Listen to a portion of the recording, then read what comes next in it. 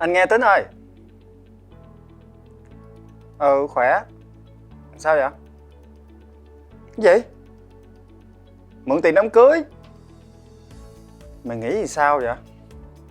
Ở vậy đi, cưới làm cái gì? Cưới mất công ly dị nữa. Mà mượn nhiêu? Thôi để anh cho em số điện thoại của thằng FE Credit nha. Ok. Ok. Rồi thôi có gì gặp sau nha. Ok. Cái gì? Thằng Tính dưới em một khóa thời đại học, lâu lắm rồi chưa có gặp. Bây giờ nó điện nó mượn tiền tổ chức đám cưới. Rồi nói tự nhiên cái nói với người ta là đừng có cưới đi ly dị mày. Thiệt tình. Không thì nãy em gấp quá nên là tự nhiên nó xuất phát từ cái trái tim của em. Chị biết sao không? Em nghĩ em hôn nhân nó đâu phải là cái đích đến của tình yêu, hay là theo chị thấy nó ràng buộc.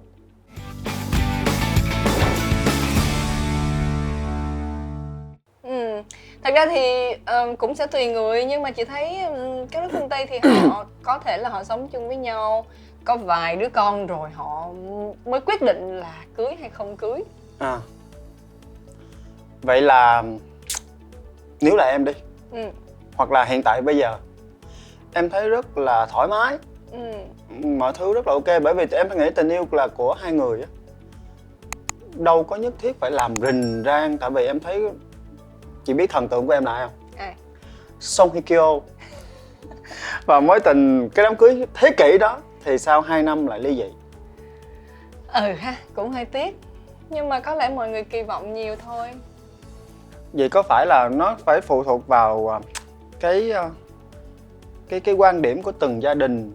Bởi vì em thấy có nhiều người là cưới hay cưới đối với họ không quan trọng, nhưng mà họ bị ép phải cưới, là bởi vì độ tuổi này rồi, quen lâu rồi thì phải cưới.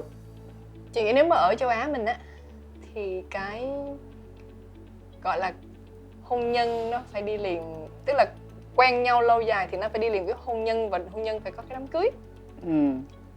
Có lẽ đó là một cái quan điểm khá là truyền thống. Nhưng mà có lẽ để mà hiểu được cái điều đó thì mình cũng cần phải hiểu thêm cái tâm lý, nhất là của người phụ nữ đi. Thì họ muốn có một cái chỗ dựa, gọi là một cách rất là rõ ràng, minh bạch với tất cả những người xung quanh, và được gọi là danh chính ngôn thuận. Thì kiểu như hồi xưa nhà vua mà phong thì phong tước cho ai đó thì cũng là một cái danh chính ngôn thuận. Quan cũng cần được phong chức tước, hoàng hậu hay phi thì cũng đều được phong hoàng hậu hay phi. Đó là một cái suy nghĩ, một cái tư duy, một cái quan điểm mà chị nghĩ nó đã bắt nguồn từ rất là lâu rồi, cho đến bây giờ. Thật ra những cái điều thay đổi trong cái xã hội hiện đại của mình nó làm cho chúng ta cảm thấy là mọi thứ có thể dễ dàng hơn, nhẹ nhàng hơn, đơn giản hơn rất nhiều. Nhưng tất nhiên nó sẽ tùy vào từng cái đối tượng một. Sẽ có những người trong cái mối quan hệ người ta nghĩ rằng đó sẽ là cái điều mà một cái nút thắt tình yêu, một cái nơ đẹp đẽ để giúp cho cái mối quan hệ đó càng lúc càng được thăng hoa. Nhưng mà quan điểm của em là cái nơ này nó cũng có thể bị cắt bất cứ lúc nào. Thì đó là rủi ro trong cuộc sống mà, làm sao mà mình có thể tránh được. Nhưng nói về điều rủi ro thì mình cũng nên quay lại cái đoạn ban đầu, là liệu những cái mối quan hệ hiện tại của mình mà mình đang muốn nhắm đến hôn nhân đó, có thực sự đó là cái người mà sẽ là cái người đúng để đi với mình trên con đường dài lâu đó hay không.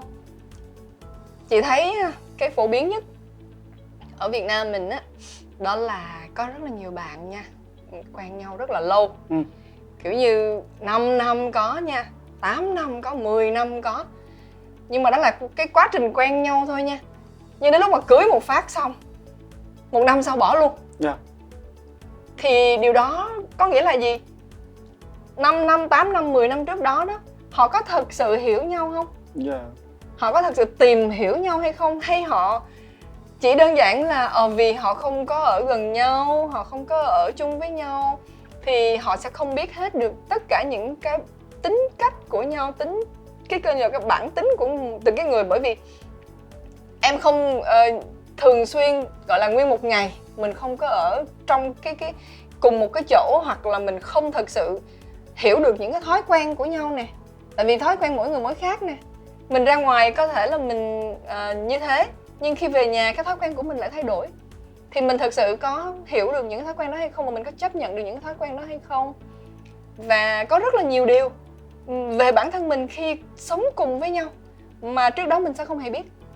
Cho nên có rất nhiều bạn vì cái sự chuẩn bị không được đầy đủ đó, kiểu như không hiểu nhau tường tận đó, mà đến lúc cưới nhau về nhà thì bắt đầu đủ thứ chuyện xảy ra. Và lúc đó mình mới nhận ra là tôi không thích sống với cái người như vậy đâu. Thì đó là rủi ro và ly dị. Nhắc đến cái vấn đề này thì em có một cái câu chuyện là bạn của em luôn.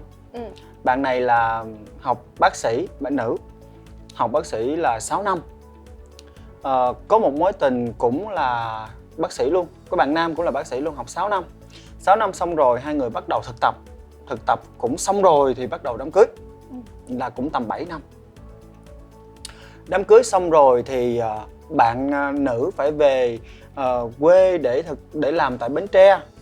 Thì có một người chồng thì phải quay về bệnh viện Đà Lạt để làm đi làm. Anh đầu xong em cuối xong vậy? Có nghĩa là người ta cam kết với nhau rằng là đám cưới xong rồi là một cái danh chính ngôn thuận rồi. Tuy nhiên tôi cần một khoảng thời gian để về ngoài kia để tôi làm, rồi sau này hai người mới tổ chức phòng mạch. Kiểu đặt cục gạch đó nha, là mình cưới nhau nha. Nhưng bây giờ mình không sống chung với nhau nha. 6 tháng sau, bạn này thấy cái thông tin từ người nam này ngày càng ít đi, và thấy có vẻ như là nó nhạt dần qua cái cách nói chuyện, qua cách nhắn tin, không còn như ngày xưa nữa. Thì bạn mới tìm hiểu, và vô tình thì thông tin nó ập đến. Thì cái này khúc này thì em không nắm rõ, nhưng mà cuối cùng thì là có thông tin đó là cái người yêu của bạn, người chồng đâu cưới rồi mà, người chồng đang quen với một bệnh nhân nữ ở ngoài Đà Lạt. Thì bạn ấy ra ngoài kia ngồi lại nói chuyện với nhau, cuối cùng không có đi đến được cái đích cuối cùng, thì về ly dị sau 6 tháng đám cưới. Cho nên là chị đừng có nói với em là em không có tin, nhưng mà là vấn đề ở chỗ quay lại vấn đề là em đang muốn nói là vậy thì hôn nhân có cần thiết không? Hay là cuối cùng dù hôn nhân hay không hôn nhân, cái connect, cái liên kết của mọi người đó là tình yêu. Còn thương nhau không? Đúng không? Còn thương nhau không? Nhưng mà là quay lại vấn đề ở chỗ đó là vì có thể là danh chính ngôn thuận, kiểu chị nói với em, nhưng mà cuối cùng là đâu phải là người ta yêu nhau là người ta giấu đâu. Thì nhắc gì phải đám cưới. Thì đó, thì như chị nói là giống như những cái quan điểm hiện đại bây giờ, họ có thể yêu nhau, sống chung với nhau, có con một thời gian rồi, nhiều khi con lớn rồi mới nghĩ đến chuyện lập gia đình. Thì ý là mới đi nghĩ đến chuyện kết hôn chứ, đám cưới, kết hôn chứ, và giấy tờ cho nó đúng nghĩa là danh chính ngôn thuận vào thời điểm đó. Thì nó sẽ tùy quan điểm mỗi người thôi. Nhưng nếu như mà nói về một cái gọi là cái chung á, thì rõ ràng như em nói, nếu như mình yêu nhau, sống chung với nhau rồi mà không nhất thiết phải làm đám cưới, thì nó cũng sẽ là một cái điều bình thường thôi. Nếu như đó là cách cả hai cái người đó họ đồng ý với nhau, họ thống nhất với nhau, và họ cảm thấy đó là chọn lựa của họ. Nhưng nếu một trong hai người muốn cái này, người muốn cái kia, cái sự coi như một người muốn kết hôn, một người chưa muốn kết hôn, thì đó mới là cái gọi là cái vấn đề của mình nó mới phát sinh lúc chỗ đó đó. Có rất nhiều trường hợp, và mình cũng đã xem những bộ phim Yêu là cưới, hoặc là Yêu không ràng buộc. Thì em nghĩ rằng là quan điểm của mỗi người, quay lại với vấn đề của mình là yêu bản thân. Thì quan trọng là hiện tại bây giờ hai người họ có thật sự là có muốn kết hôn hay không, hay là họ kết hôn vì cái vấn đề đó là định kiến xã hội, là yêu là phải kết hôn, hay là vì sức ép từ phía gia đình đó. Thì đối với những cái trường hợp như vậy thì chị có cái lời khuyên gì cho những người đang lăn tăn về vấn đề này không? Cũng trong cái tình huống đó, trong cái trường hợp đó, chị nghĩ cũng sẽ rất là khó, bởi vì nó liên quan đến cả gia đình nữa. Giống như một cái đám cưới nó sẽ làm cả cái dòng họ nở nang mặt mày nếu như cô dâu hoặc chú rể chọn được cái nơi đến cái người mình kết hôn là cái người rất là đúng, hoặc người đó là ở một cái vị trí rất là thành công, hoặc người đó là người nổi tiếng, chỉ nói ví dụ như thế, thì đó sẽ là một cái dịp để cho cả cái dòng họ được chúc mừng cũng như họ cảm thấy vui lây. Và tất nhiên cái gia đình đó, ba mẹ của cô dâu hoặc chú rể cũng cảm thấy rất là nở mày nở mặt. Cho nên nó sẽ không chỉ đơn giản là quyết định của hai người đó khi có muốn làm kết hôn hay không, mà những cái sức ép đều có vẻ hợp lý hết á. Chứ không phải là không. Bởi vì ba mẹ sinh ra con chỉ mong đến cái ngày con được thành gia thất để cho con ổn định và con có cái gia đình riêng của con. Thì đó là một cái ngày khá là quan trọng đối với cha mẹ. Bởi vì đó là những cái mốc cuộc đời mà, những cái mốc cuộc đời của tất cả các gia đình cũng như tất cả những cái thành viên trong cái gia đình đó. Nếu như họ không đi qua những cái việc tổ chức đám cưới hay đăng ký kết hôn hay tất cả những cái đó, thì họ cảm thấy đó là một cái điều còn thiếu, cái điều chưa có trọn vẹn. Nên chị hiểu được cái áp lực mà họ có thể trải qua. Và vì áp lực đó sẽ có rất là nhiều người họ sẽ quyết định làm đám cưới, họ làm kết hôn chỉ để đừng có bị áp lực từ gia đình nữa.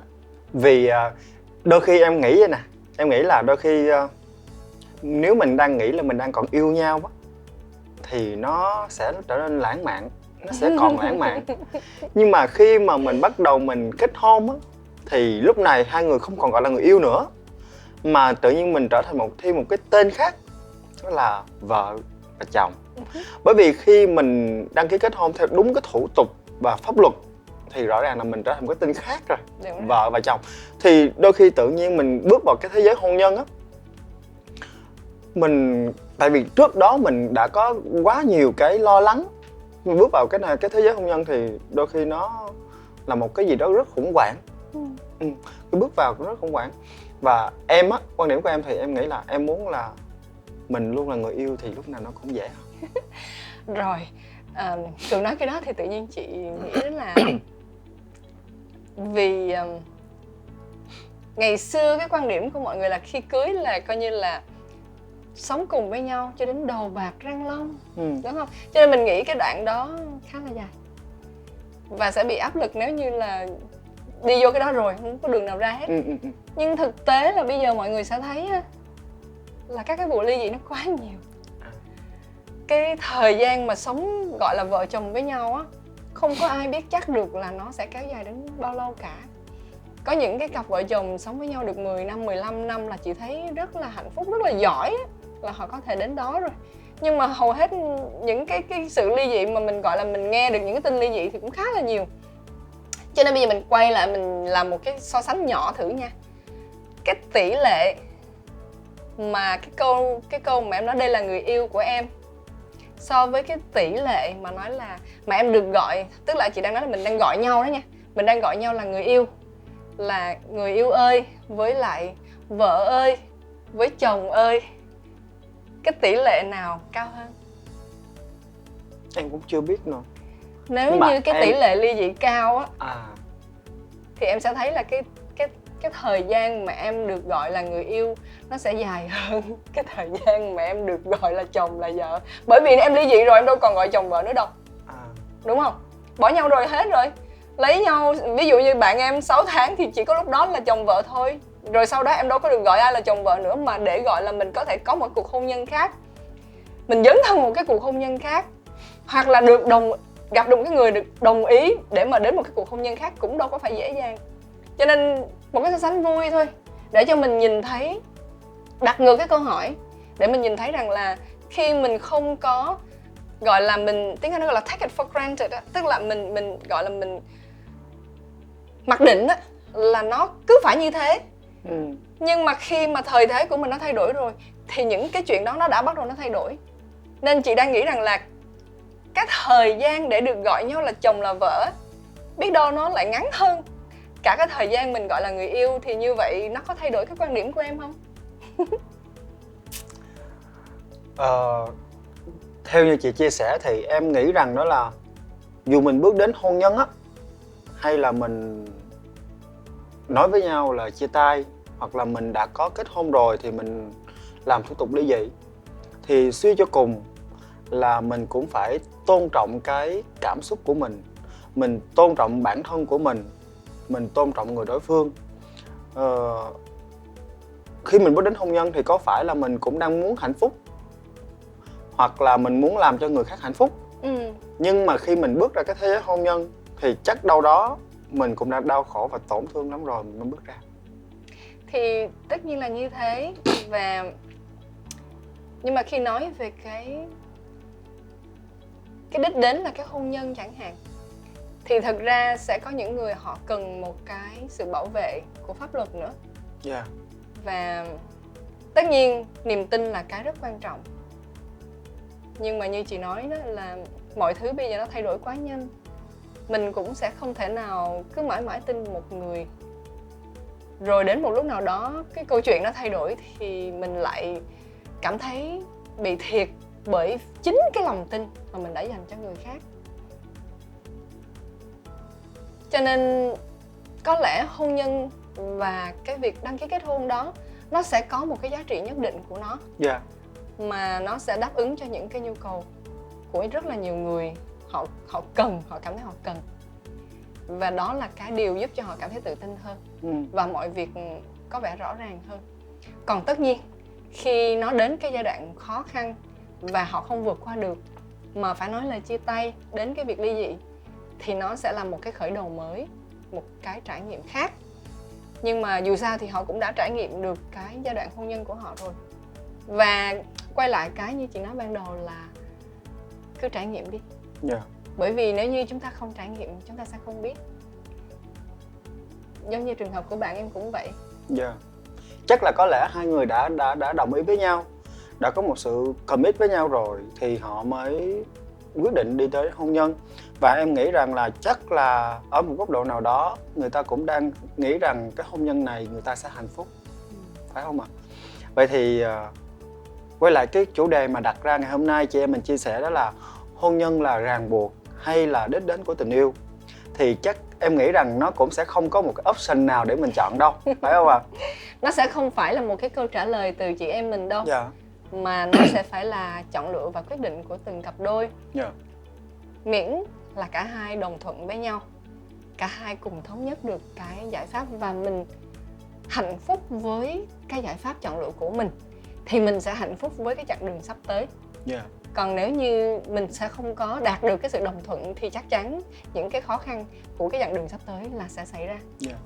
Vậy thì em nghĩ thế này, nếu mà nãy giờ góc độ của chị chia sẻ và em cũng có những cái nhận định của em, thì em thấy là hôn nhân á, nó chỉ là một cái bước rất nhỏ, nhưng cái cuối cùng cái mối quan hệ của hai người là phải hạnh phúc.